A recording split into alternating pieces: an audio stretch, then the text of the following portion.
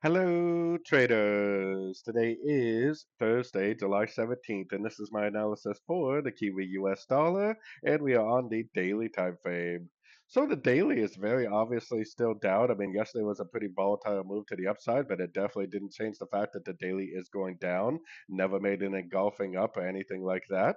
A lot of times when you go below the 78%, which we are now, normally that will actually go and take out the 100%, which is the structure.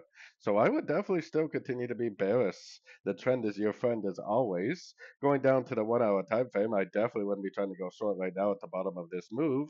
But anytime I saw a 1, 2, 3 way pullback, like we've been getting pretty much all week long, 1, 2, 3 way pullbacks, 1, 2, 3 way pullbacks.